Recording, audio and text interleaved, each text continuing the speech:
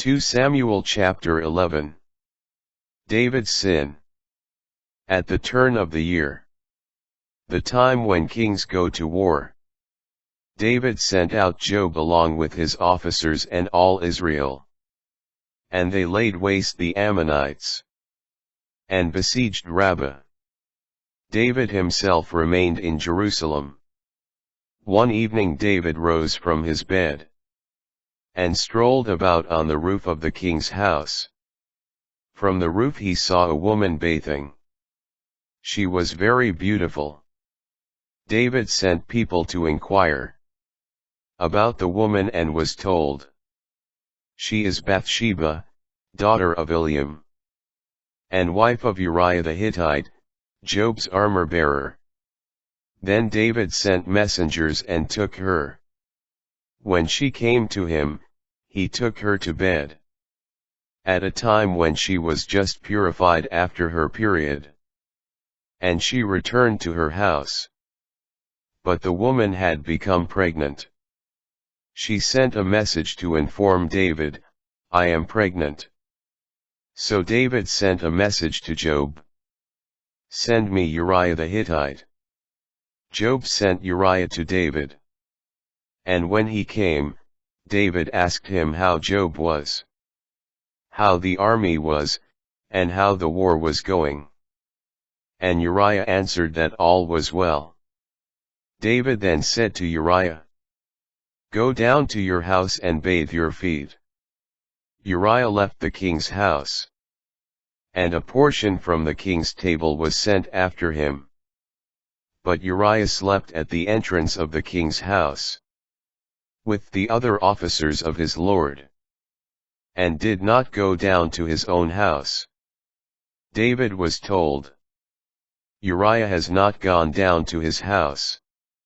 So he said to Uriah, "Have you not come from a journey?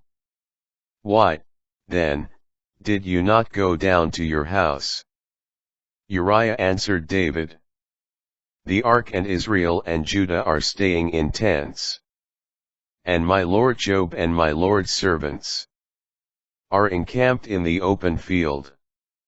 Can I go home to eat and to drink, and to sleep with my wife? As the Lord lives and as you live, I will do no such thing." Then David said to Uriah, "Stay here today also, and tomorrow I will send you back." So Uriah stayed in Jerusalem that day. On the following day, David summoned him, and he ate and drank with David, who got him drunk. But in the evening he went out to sleep on his bed, among his lord's servants, and did not go down to his house. The next morning David wrote a letter to Joab which he sent by Uriah.